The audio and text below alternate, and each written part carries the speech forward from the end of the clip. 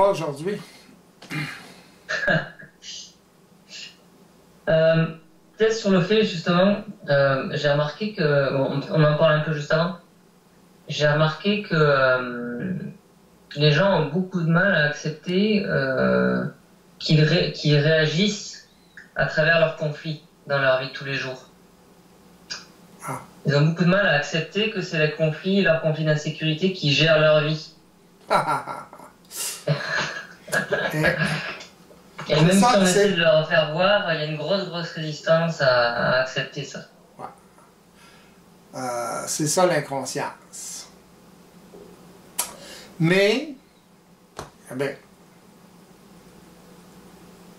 une personne qui parle aux gens comme ça, qui connaît, qui a de l'information, etc., elle doit avoir la permission des gens pour leur parler. On ne peut pas parler aux gens sans avoir leur permission. Moi, je fais des consultations, par exemple. Bon, ben, les gens viennent me voir.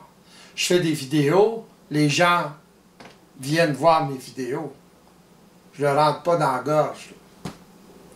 Fait que, tu sais, l'enthousiasme du début de l'éveil psychologique, ça amène justement cette problématique-là. Les gens qui commencent à s'éveiller psychologiquement, sans nécessairement avoir d'expérience, justement, il manque d'expérience. Sans ça, il ne ferait pas ça, il ne parlerait pas aux gens comme ça, sans avoir leur permission. C'est subtil d'avoir leur permission, dans le sens que si on parle aux gens puis on essaie de les convaincre de cette réalité-là, ça ne marchera pas. À moins que quelqu'un soit très ouvert, puis suffisamment évolué, mais à ce moment-là, on le sait d'avance. Mais une personne plus évoluée, automatiquement, va poser des questions, va s'intéresser. Pourquoi? Parce qu'elle veut s'en sortir. Elle veut se libérer. Fait que, dans le fond, la personne ou les personnes qui réagissent à ça, qui offrent un genre de résistance, à des personnes qui essaient de leur expliquer, sont emprisonnés dans une matrice, justement. Et cette matrice-là, c'est la matrice collective. Ce que vous appelez l'astral. Ce que le monde appelle l'astral, c'est la matrice collective. La planète est pleine de ça. Pleine de gens qui sont collés, qui sont assujettis à cette matrice-là, appelons ça comme ça. Alors, ça devient ce que le monde appelle l'astral. Pourquoi? Parce que dans cette conscience collective-là, ou matrice collective-là, il y a purement de l'inconscience. Autrement dit, il y a de l'ignorance et de la désinformation. Voyez-vous? Vous ne pouvez pas, par exemple, faire, même si vous avez des bonnes intentions, puis vous essayez le maximum que vous pouvez faire, vous ne pouvez pas rendre plus intelligent un singe qu'il l'est, que son potentiel. Okay? Un singe, c'est très intelligent, okay? Mais il y a une limite. Puis la limite, c'est sa programmation, c'est son ADN, etc. Autrement dit, dans quel milieu il est né, etc. Voyez-vous? Les singes, par exemple, sont élevés par des humains, sont un peu plus évolués, mais très névrosés. Parce qu'ils attrapent la névrose psychologique, autrement dit, ils captent la matrice collective des gens avec qui ils sont. Même s'ils sont pris surtout s'ils sont pris depuis qu'ils sont bébés, ils n'ont jamais vu leur mère naturelle, etc. Alors, le singe, il va être plus évolué, je suis d'accord, mais il va avoir ses limites. C'est un peu la même chose avec l'être humain. Il est complètement assujetti, désinformé, il se désinforme lui-même, mais il est complètement désinformé par la matrice collective, autrement dit, son lien conflictuel avec le collectif. Et c'est ça qui l'empêche de vivre de sa propre identité. Il est dans une identité psychologique, autrement dit sa personnalité, ce que les gens spirituels appellent l'ego. Okay? Et ils veulent se débarrasser de l'ego, mais dans le fond, ils veulent se débarrasser ou ils veulent se débarrasser de la personnalité, mais ils ne savent pas. Voyez-vous? Les gens sont tellement englobés par cette matrice-là qu'ils se désinforment continuellement comme ça. Comment? À travers l'influence des autres autour d'eux. Il y a une majorité, une très, très, très grande majorité d'individus qui sont totalement assujettis à cette matrice collective-là. Et c'est ça le problème. C'est pour ça que les gens offrent de la résistance. Parce que qui êtes-vous, vous, pour leur dire, voyez-vous, quelle que soit la personne, qui on est, nous, pour leur dire que la réalité, c'est ça, ça, ça, ça, ça? Voyez-vous? Comment une personne qui est totalement englobée, justement, dans cette conscience collective, éventuellement peut en arriver à s'extraire de ça? Elle ne peut pas si elle est trop englobée. C'est pas assez évolué. Si son environnement collectif est trop puissant, ça va avec la puissance, comme la puissance de l'astral, si vous voulez, ça va avec la puissance que donne l'individu à l'autorité collective, autrement dit, à son environnement, à l'autre, aux autres. Voyez-vous? Alors, c'est ça le lien qui le maintient inconscient. S'il n'y avait pas ce lien conflictuel-là avec le collectif, le lien conflictuel étant le conflit entre sa personnalité et sa personne, s'il n'y avait pas ce lien conflictuel avec le collectif, okay, par peur justement de l'abandon, etc., du rejet du collectif, ça serait très facile d'évoluer. Mais l'individu est prisonnier de ces influences-là. Et il y a une majorité d'individus sur la planète qui sont totalement inconscients. C'est ça le problème. Alors, il y en a qui, par exemple, m'écoutent ou écoutent d'autres personnes parler de cette réalité-là, parler de la réalité vibratoire, qui sont suffisamment... ils ont assez souffert du collectif ou des effets de leur lien conflictuel avec le collectif pour, justement, s'ouvrir l'esprit à autre chose. Parce qu'ils veulent se libérer de leur souffrance. Mais ils ne savent pas ce qui leur attend. Voyez-vous? Ce qui les attend, c'est justement des surprises, dans le sens qu'ils ne s'attendent pas à la nature de cette réalité-là. Parce qu'ils ont déjà des prérequis ou des idées toutes faites sur la réalité. Ils ne s'imaginent pas que c'est très différent de ce qu'ils ont connu. Et c'est très différent de la majorité des gens.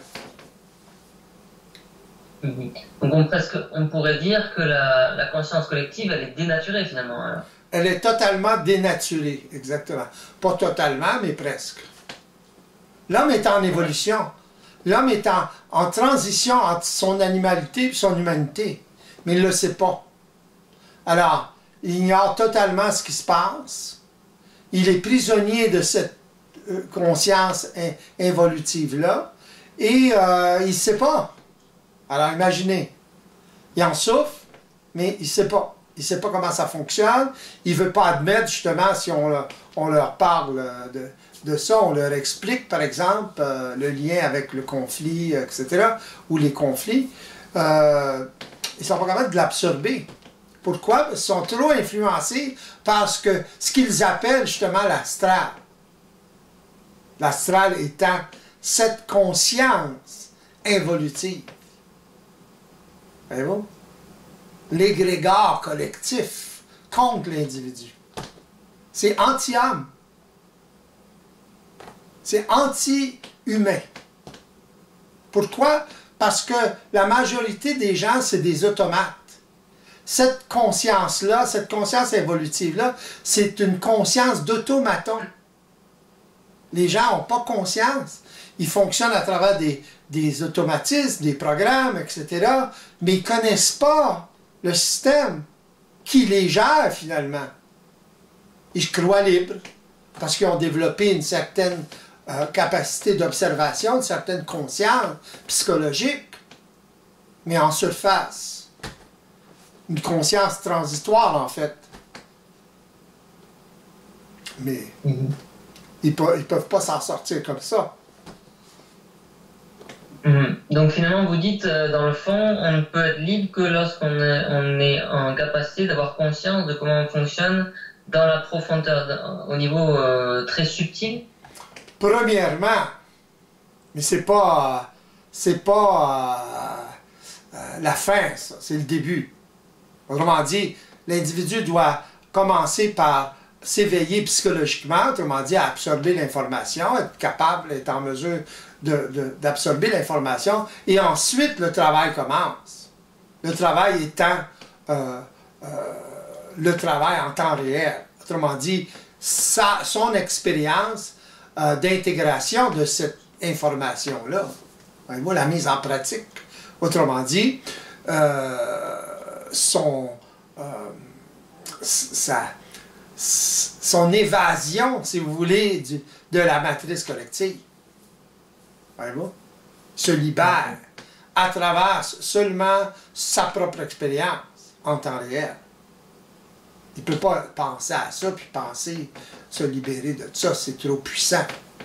Pourquoi c'est trop puissant? Parce que c'est lui-même qui le rend puissant. À travers sa peur.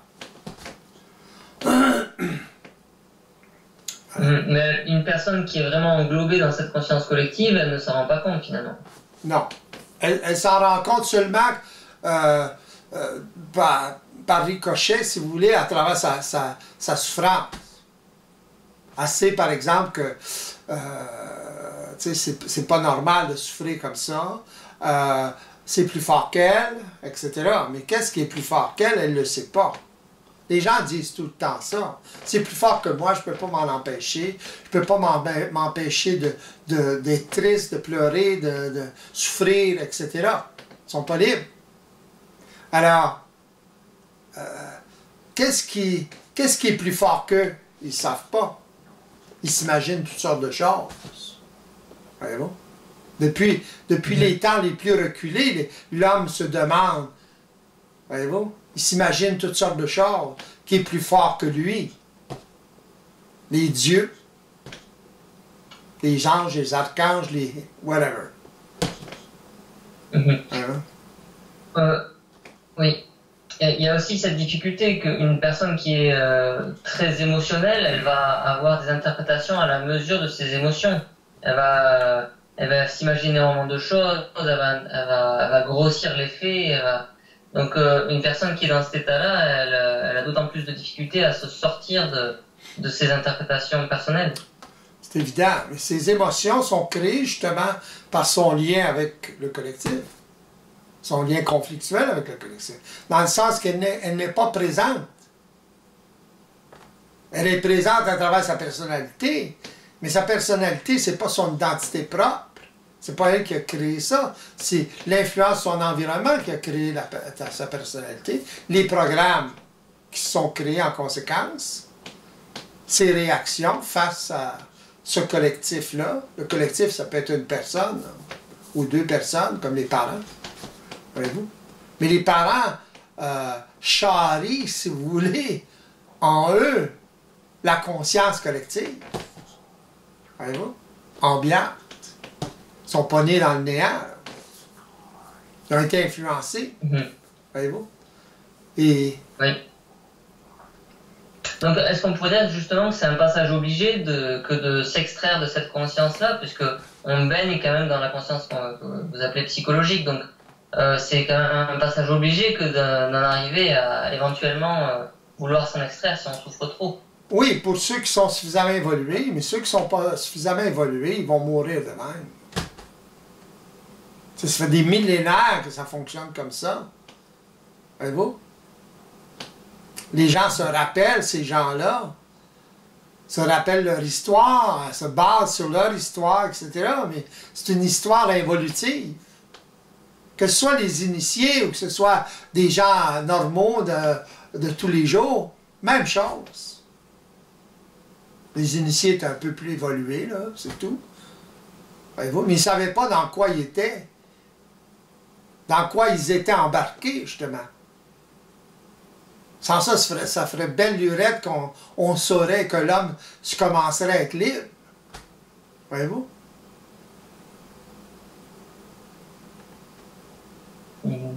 On l'aurait su. Alors pourquoi la transmission... Pardon? Et pourquoi cette transmission, la transmission de la conscience est si difficile? Du passage d'une conscience psychologique à une conscience multidimensionnelle. Qu'est-ce qui fait que c'est assez difficile de passer d'un stage à un... Ben, c'est l'influence du collectif, l'importance que met l'individu au collectif, autrement dit, au conflit dans lequel il est. Voilà. Aussitôt qu'il met trop d'importance là-dessus, par ignorance, c'est évident, ben, à ce moment-là, ça a un effet sur lui, ça le maintient prisonnier. Voyez-vous? C'est quoi ça? C'est qui ça? C'est c'est toute la mémoire humaine involutive. Tout simplement. Alors, c'est puissant, là. Contre un individu. Voyez-vous? Pour ça, c'est un tour de force. Voyez-vous? Pas évident, là. Est-ce que ça implique... Oui. Alors, est-ce que ça implique qu'une personne qui s'éveille, elle est totalement en gestion de son énergie, elle est totalement en gestion de sa volonté? Oui, une personne qui s'éveille, graduellement, on arrive à être en gestion de sa volonté, de son intelligence. Premièrement, son intelligence, pour qu'elle soit intelligente de la réalité. Et ensuite ça lui permet d'avoir un peu de volonté mentale. Mais ça ne se fait pas comme ça. Il faut qu'elle vive l'expérience, répète l'expérience. Comme apprendre un instrument de musique. On n'apprend pas un instrument de musique en 2 minutes. C'est la même chose. Les gens s'imaginent que c'est pouf, ils sont illuminés, ils comprennent tout. Ça ne fonctionne pas de même. S'ils vivent ça, ils sont dans la totale illusion. Ils se font avoir. Pourquoi? Parce que c'est pas pratique. C'est pas comme ça que la vie fonctionne. On doit vivre un apprentissage. On doit vivre l'expérience. On doit accumuler l'expérience. Quelle expérience? L'expérience de nos erreurs, de nos échecs. Mais avec une touche de réalité dedans. Voyez-vous? Donc on apprend tranquillement. On accumule l'expérience. Voyez-vous? Lorsqu'on a accumulé suffisamment d'expérience, à ce moment-là, ça se transmet à d'autres sortes d'expériences, etc. On évolue comme ça, on s'éveille comme ça. C'est dans le réel qu'on s'éveille. On ne peut pas s'éveiller dans le virtuel. Seulement avoir conscience, une conscience psychologique de la réalité. Vous pouvez avoir toute l'information que vous voulez, mais vous êtes quand même en conscience psychologique de la réalité. Vous vivez un éveil psychologique. Mais c'est pas mis en pratique. Tu sais? Voyez-vous? C'est comme monter un cheval. Il faut le monter. On ne peut pas le regarder seulement et s'imaginer qu'on peut le monter. Et quand on monte un cheval la première fois, qu'on n'est pas habitué, il faut apprendre à monter un cheval. Il faut apprendre à dialoguer avec le cheval. À relationner avec le cheval. C'est la même chose avec la réalité systémique. Il faut apprendre à relationner avec, l'utiliser au lieu d'être utilisé. Mhm. C'est pas Donc, compliqué. dans ce cas, ouais. Oui. Donc, dans ce cas, c'est la qualité de l'expérience ou c'est la quantité d'expérience accumulée à travers l'observation que vous dites multidimensionnelle? C'est ça. Ouais. L'observation vibratoire. Ouais. La qualité et la quantité d'expérience. Sans ça, il ne se passe rien. Vous allez toujours pris. Puis c'est quoi l'expérience? C'est l'expérience d'opposition à travers votre capacité d'observation, c'est évident, vibratoire, d'opposition à la matrice collective. Alors, essayez, vous allez voir. Pas évident. Les gens défendent ça comme la peau des fesses. Ouais. Ils défendent ça, là. Donc, Parce qu'ils se désinforment eux-mêmes, ils se maintiennent eux-mêmes à l'intérieur de ça. C'est ça qui est le pire. C'est ça le paradoxe. C'est ça la conspiration ultime, c'est ça. L'homme conspire contre lui-même inconsciemment. Imaginez les mystères. Il ne peut pas savoir. Il conspire contre donc il y a quand même une bataille. Il y a une bataille, certain. Mais il faut savoir se battre. C'est comme les arts martiaux. On peut apprendre les mouvements, mais c'est dans le combat qu'on sait qu'on sait. Si on mange des claques, on sait qu'on ne sait pas assez. Voyez-vous? Donc c'est une bataille surtout contre sa propre ignorance finalement. Oui, contre sa propre désinformation, etc. Alors, c'est très difficile pour le commun des mortels là, à réaliser ça. Parce qu'il croit tout le temps qu'il est dans son intelligence. Puis il ne l'est pas. Il croit qu'il est dans son intelligence. Puis il ne l'est pas. Et là, ça amène à un problème un peu particulier, parce que tout ce qui va le contredire ce sentiment d'être dans son intelligence, il va le prendre comme étant anti lui-même, anti-puissance. Oui, par besoin de se valoriser. Mais d'où vient son besoin de se valoriser? Les autres. Donc les autres, c'est quoi? C'est le collectif. Il est encore pris, il est encore lié de façon conflictuelle avec le collectif. Ça joue contre lui. Voyez-vous?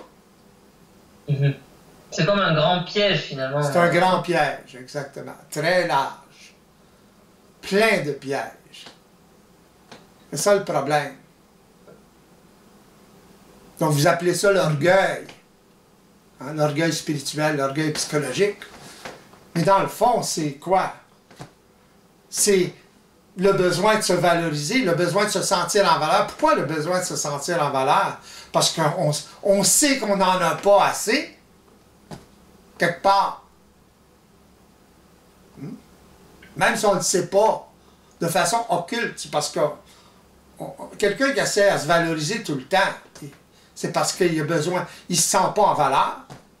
Pourquoi il ne se sent pas en valeur? Parce qu'il n'est pas dans son identité. Il est dans l'identité tricotée par la matrice collective. Sa personnalité. Alors, comment voulez-vous qu'il se sente bien là-dedans? Il est tout le temps en conflit entre sa personne et sa personnalité. Puis il chérit plus sa personnalité que sa personne. Il prend sa personnalité pour sa personne. Imaginez. Imaginez la désinformation direct là. C'est pas évident, là. Alors peut-être on peut spécifier un petit peu ce que vous englobez dans la personnalité, parce qu'il y a beaucoup de choses là-dedans. La personnalité, c'est créé de toutes pièces. C'est l'identité créée de toutes pièces par le rapport entre l'individu et la matrice collective ou l'autorité collective. Ses parents, voilà. Alors, l'enfant cède à cette autorité-là. Pourquoi il cède à cette autorité-là? Parce qu'il a peur de ne pas survivre seul, tout simplement. Peur de mourir. Ça vient de là, la peur de mourir. Il a peur de ne pas survivre seul. Voyez-vous? L'instinct de survie est très puissant. Alors, c'est ça qui nourrit tout ça. À ce moment-là, l'enfant n'a pas le choix. Il doit accepter les notions, la culture, les concepts, etc., l'influence de ses parents, de son environnement. À ce moment-là, il se fait englober par le collectif. Il n'a pas le choix. En d'autres termes, il va faire des actions qui sont contre sa propre volonté, finalement, et en toute inconscience. Contre sa propre volonté. Il n'y en a pas de volonté. Il n'est pas dans l'intelligence de ce qui se passe. L'enfant est neuf. Alors, s'il naît dans un environnement quelconque, s'il naît, par exemple, dans un environnement où les parents sont évolués, sont éveillés, ça ne sera pas la même chose. Oui, il va se faire influencer, mais en fonction de son individualité, sa personne réelle, son identité réelle, pas pareil. C'est évident que ça joue aussi chez des personnes qui sont éveillées, le collectif. Mais la qualité du collectif à ce moment-là est particulière. Elle n'est pas anti-individu. Tandis que le collectif, la matrice collective actuelle qui prévaut sur la planète, elle est anti-homme, anti-individu. C'est ça le problème. Alors, quand l'enfant naît dans un milieu comme ça, ben, automatiquement, il se crée des mémoires, des programmes, etc. Il se fait programmer, autrement dit. Il se fait brainwasher, finalement. OK? Et ça devient ce qu'il appelle sa personnalité. C'est quoi ses habitudes? On dit de vous que ben, vous êtes comme ça, comme ça, comme ça, comme ça, parce qu'on regarde vos habitudes. Voyez-vous? On ne va pas plus loin que ça. Là, mais... Alors, ça devient votre identité. Mais vous n'êtes pas bien là-dedans. Il y a un conflit, là. Voyez-vous? Vous, en tant que personne, vous ne savez pas, mais vous avez besoin de vous manifester. Puis quand vous essayez de vous manifester, ben ça va toujours à l'encontre des concepts de moraux, etc., des concepts collectifs. Alors, conflit encore. Et là, ben, si vous avez trop peur, ben là, vous cantonnez dans la personnalité, autrement dit, dans votre peur, qui vous lie avec le collectif, etc. Donc, vous n'évoluez pas. Donc, vous enlisez là-dedans. Puis là, ben, vous avez des enfants, puis vous leur inculquez la même chose. Et ça continue. Et comment on fait la distinction entre une personne qui est en capacité de ne plus être influencée ou être en capacité de dépasser l'influence de l'autorité collective et une personne qui est en rébellion contre l'autorité collective? Les deux sont en rébellion. Il y en a un qui est conscient, l'autre est inconscient. C'est évident qu'un individu qui se fait trop presser le citron, même s'il est très jeune, il va se rebeller. OK? Ou il va complètement se faire anéantir. Voyez-vous? Complètement se plier là, à l'autorité collective ou à la maîtrise collective. Alors, s'il est conscient, c'est pas pareil. À ce moment-là, il y a un combat aussi. Voyez-vous? Mais c'est pas tout à fait pareil. C'est un peu comme la rébellion des adolescents. Pourquoi les adolescents se rebellent? On se fait ça. Il y a des raisons très particulières. Les gens ne savent pas ça. L'enfant vers 12 ans, quand il commence à évoluer biologiquement, là, quand il passe de l'enfance à l'adolescence, il y a un besoin de s'affirmer, il y a un besoin d'être dans son autorité normale. Mais ça va complètement à l'encontre de l'autorité collective, c'est ça le problème. Alors, là, les parents sont en guerre, l'enfant est en guerre avec ses parents. Dans le fond, il est en guerre avec le collectif, mais il ne sait pas. Alors, l'arbre, elle pousse tout croche. Il est en rébellion, mais tout croche. Au lieu que s'il y avait des parents qui étaient éveillés, ben à ce moment-là, l'arbre pousserait droit. Autrement dit, il l'aurait habitué de belle lurette à être dans sa propre autorité. Voyez-vous? Autrement dit, il l'aurait influencé à réaliser ces choses-là. Et à ce moment-là, ben, il serait déjà dans son autorité, ou relativement dans son autorité. Alors là, l'arbre pousserait droit. Il y aurait une rébellion, mais pas contre ses parents, contre le collectif, etc. Voyez-vous? Ce qui reste. Ce qui reste à ce moment-là. Oui, donc plus une rébellion en relation avec ce qui semble pour lui ne pas être ajusté, finalement. C'est ça, ouais. Si c'est le cas, puis, autrement dit, il s'émancipe. Un enfant qui est né dans un milieu éveillé, il s'émancipe, puis il rentre encore plus dans son autorité, il réalise encore plus de choses, etc., etc. Voyez-vous? Normal. Il n'y aurait pas les souffrances, il y aura pas les souffrances qu'un autre enfant aurait s'il était né dans un autre milieu. Moins conscient, moins évolué. Normal. Ça va pour le collectif aussi. Il y a des milieux plus évolués, des milieux moins évolués. C'est toutes des influences. Ça essaie de s'influencer tout le temps. Donc finalement, un adolescent, l'adolescent, il essaie de sortir de la bulle, finalement. Il essaie de sortir de la bulle collective. Oui, sans le savoir. Ouais. À travers son besoin d'être dans le besoin qu'il a d'être dans son autorité. Mais il ne sait pas. C'est ignorant. C'est ça. Il se rebelle contre ses parents, contre la société. C'est pas de se rebeller contre la société. C'est pas pareil. La matrice collective de la société, c'est pas pareil. Dépend de la société, la qualité de la société, etc. Vous pouvez être dans une micro-société, voyez-vous? On ne se rebelle pas, qui est ajustée, ou plus ajustée, on ne se rebelle pas contre ça. Voyez-vous? C'est pas une question de se rebeller contre la société non plus. On vit dans le milieu qu'on vit. On ne veut pas changer les gens, forcer les gens à changer. Donc, on se crée notre propre environnement. Les gens plus éveillés se créent leur propre environnement créatif, relationnel, etc., etc., etc. Normal. Donc finalement, là, justement, cette rébellion, elle est à la mesure du désajustement de cette société ou de cette conscience collective, finalement. Exactement, parce que la conscience collective va contrer le besoin, par exemple, de l'adolescent d'être dans son autorité.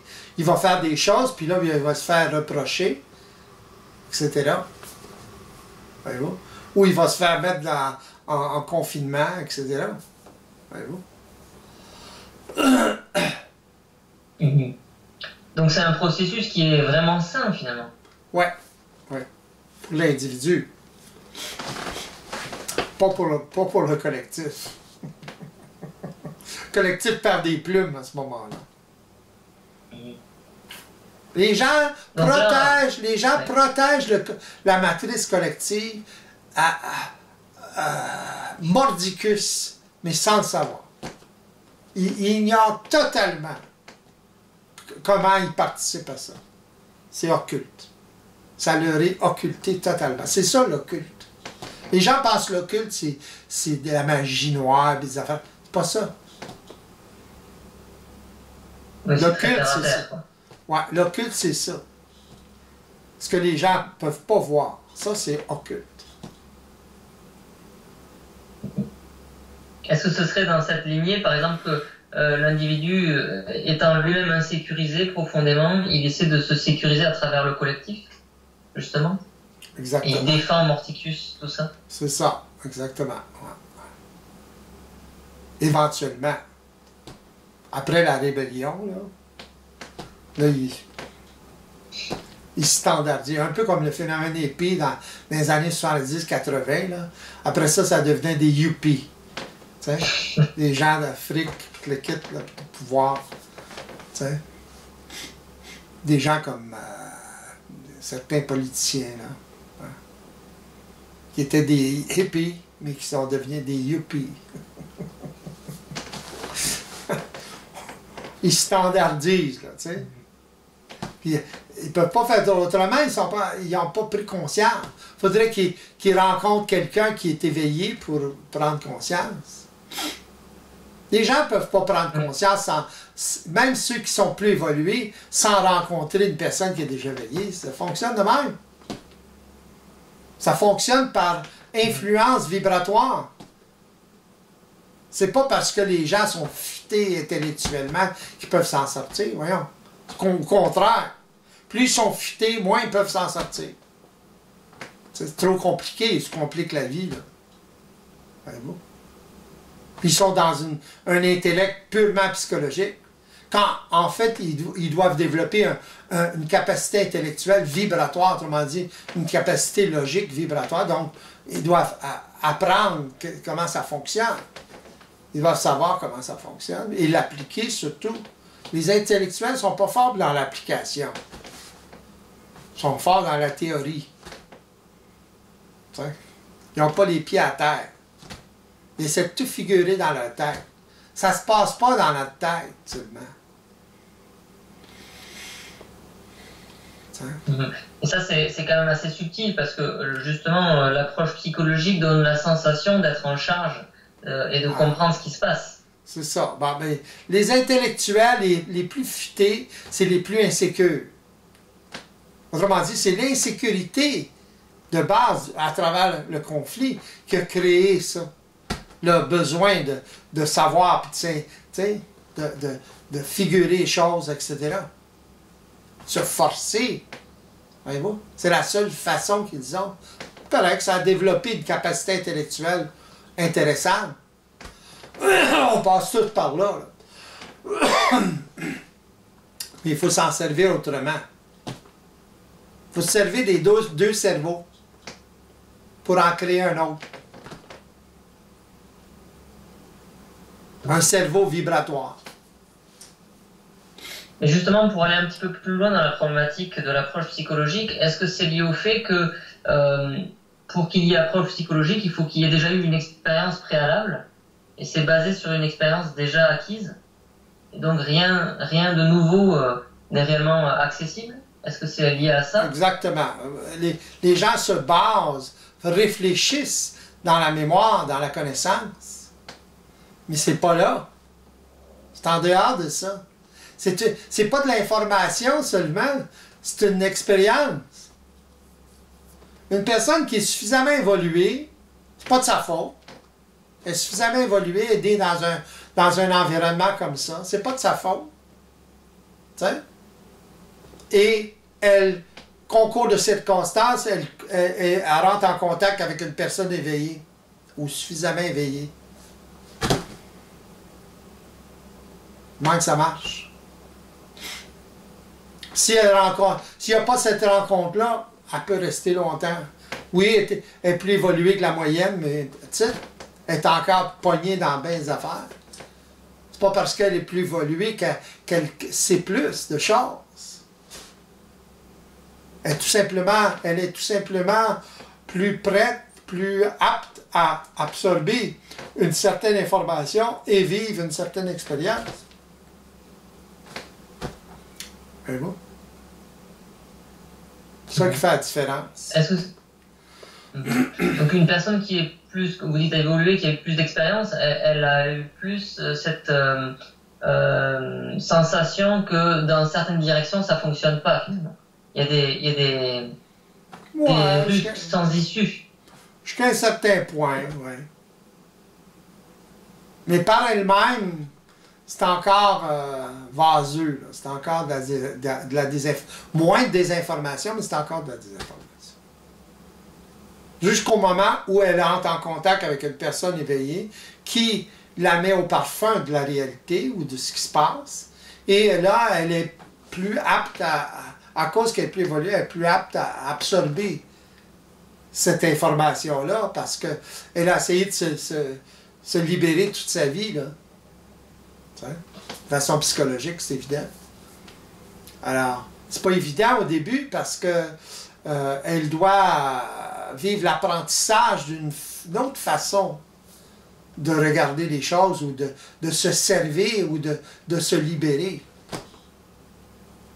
C'est pas évident. Ça se pense pas psychologiquement. Ça ne se pense pas psychologiquement. Impossible. Même si on donne toute l'information, les gens, quand ils vont vivre l'expérience, ils vont réaliser que l'information qu'ils avaient captée, là, n'était pas ajustée.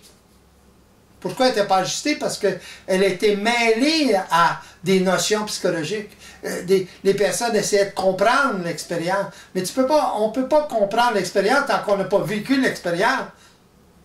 Là, on sait l'expérience, et notre vision est totalement différente.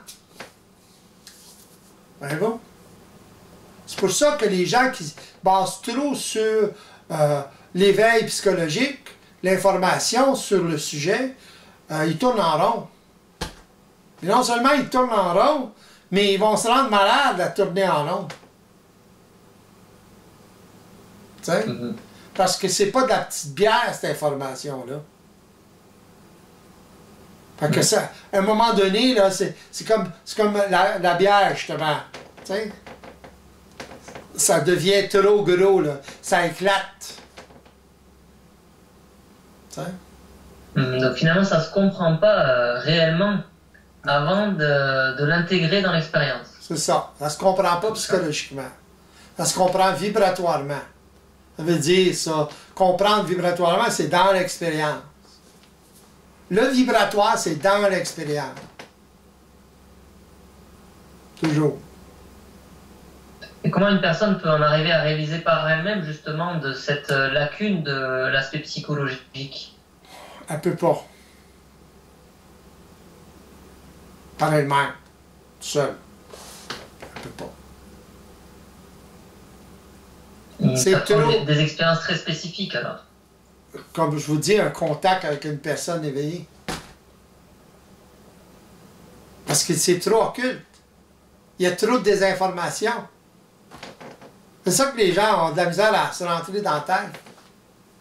Il y a trop de désinformation.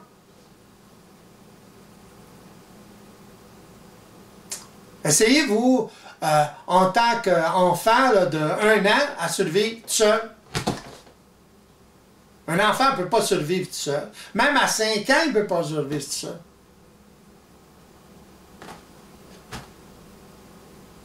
C'est tout seul, là.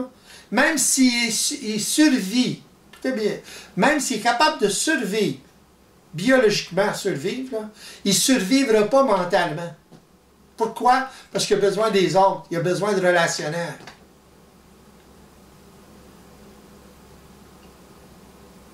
Il va mourir. Il va se laisser mourir. Il va trop lui manquer de relationnel. Fait qu'on a besoin des autres. Bien plus que on pense. C'est important, les autres. Mais c'est pas faut pas mettre trop d'importance au détriment de nous. Il faut d'abord être individualisé. Là, on peut bénéficier des autres.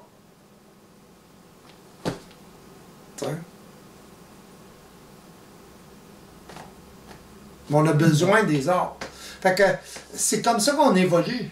On évolue par influence. Alors, imaginez, vous êtes dans la bulle involutive, là, puis là, vous essayez de sortir de là, tout seul. Good luck. Parce que vous êtes influencé, vous ne savez même pas.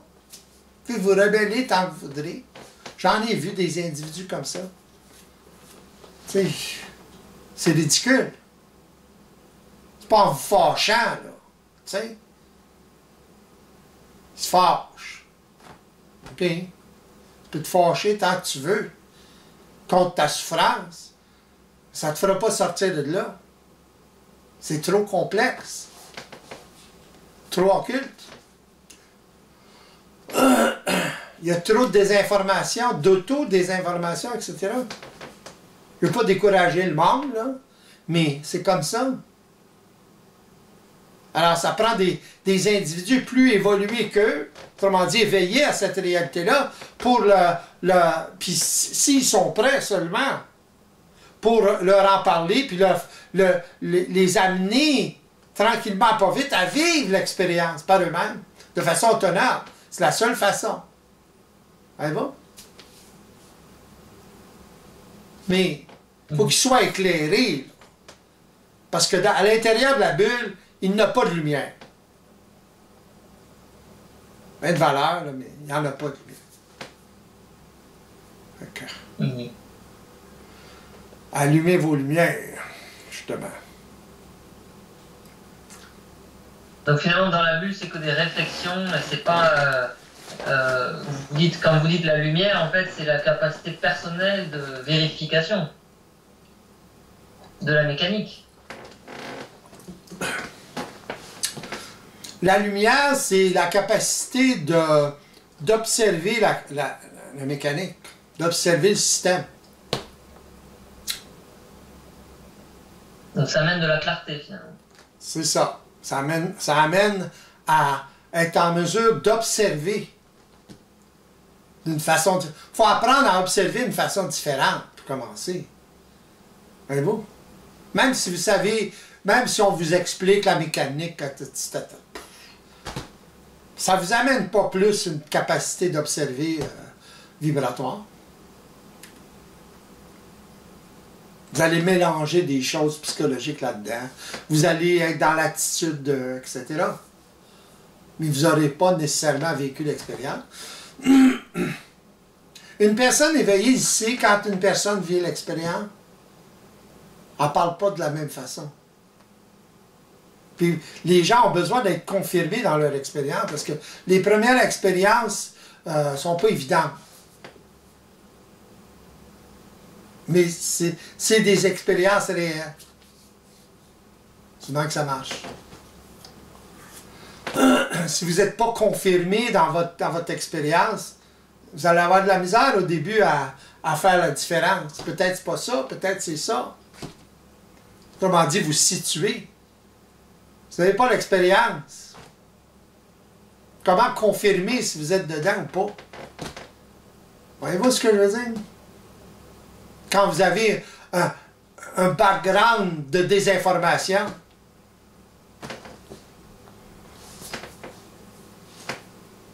voyez-vous le problème? Encore. Donc le problème, c'est encore les désinformations, les interprétations collectives. Ouais, c'est ça. De l'individu. La sphère collective de l'individu influencé par le collectif. Par la matrice collective. Puis il ne sait pas. Lui, il pense que c'est lui là, qui parle, qui voit les choses, etc. Il ne voit pas l'influence. Voyez-vous comment c'est... On peint un tableau très différent, là. Tu sais?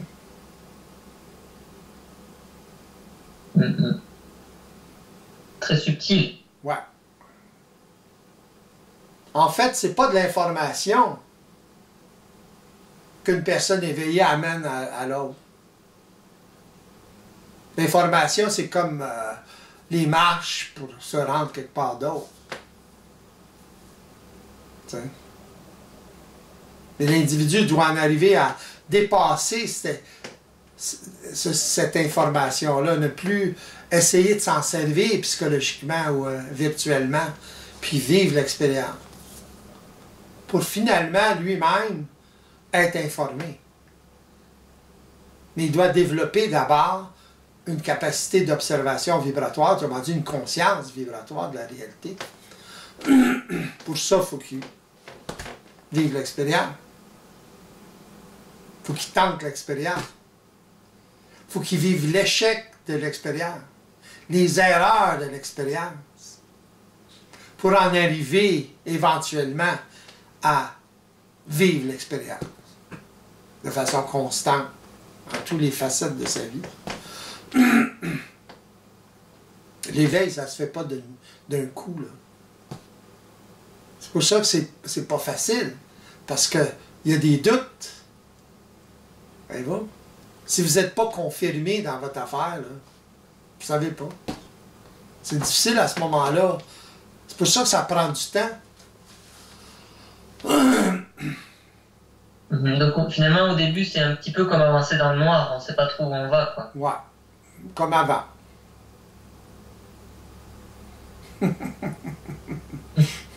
Oui, à ceci près que ça, c'est quand même un processus inédit.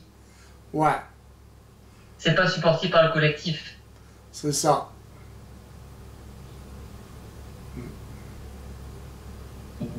C'est d'apprendre à se trouver dans le noir, puis toucher, puis apprendre à rouvrir la porte qui va nous libérer.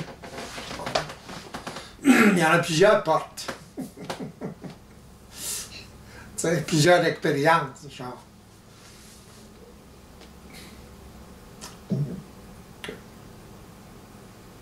Oui, c'est basé sur des prises de conscience progressives le long du chemin. C'est ça. Autrement dit, le raffinement de votre capacité d'observation vibratoire. Ça s'apprend, ça se pratique.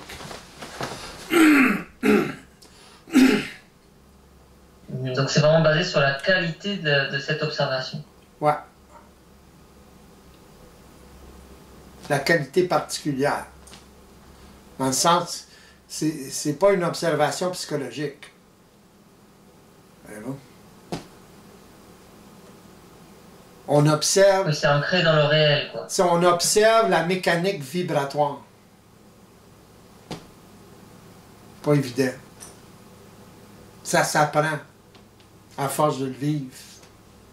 À force d'être en contact avec une personne qui est éveillée, qui observe de façon vibratoire. En fait, l'expérience avec la personne éveillée, c'est une expérience d'observation vibratoire. C'est une immersion dans l'observation vibratoire. C'est ça une consultation, c'est ça un contact avec, ou le contact, ou la chose principale, l'expérience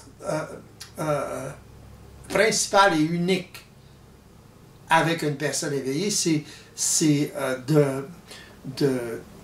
d'absorber par immersion votre propre capacité d'observation vibratoire. Ça ne s'apprend pas psychologiquement. Ça s'apprend dans l'expérience. L'expérience du contact, c'est la première expérience, justement. Voyez-vous? Mais c'est vous qui vivez l'expérience à ce moment-là. Si vous êtes en mesure de vous immerser dans l'expérience. Pas évident. Ça veut dire être capable de se mettre à nu, finalement, hein, quand même. Wow, façon de parler, là, c'est pas tellement se mettre à nu comme être capable de se laisser aller dans l'expérience. Sans prérequis. Allô? Sans essayer de comprendre. En étant dans le vide, quoi. Ouais, en étant dans le vide. Dans un sens, sans essayer de comprendre l'expérience. Parce qu'on tombe dans quelque chose qui est totalement nouveau, totalement différent. C'est ça le problème. Mais c'est pas facile de vivre cette expérience-là parce qu'il y a toujours... l'individu, à cause de son insécurité, il veut toujours comprendre l'expérience au fur et à mesure qu'il la vit. Puis c'est ça qu'il ne faut pas qu'il fasse. Le moins possible. Qu'il apprend à travers ses erreurs de cette première expérience-là. Voyez-vous? Et les premières expériences, finalement, il finit par s'ajuster un peu plus, jusqu'à temps qu'il se laisse aller dans l'immersion. Puis c'est là qu'il réalise des choses, puis ensuite, dans sa propre expérience, là, il commence à vivre la même expérience. Comment que ça marche? Fait que c'est pas, il n'y a pas de... Ça, c'est une résistance Pardon? Ça, c'est quand même une résistance assez difficile à dépasser, Ah. parce que ça implique que la personne accepte qu'elle comprend rien à l'expérience, tout en la faisant. C'est ça. Ça prend de l'humilité. C'est ça.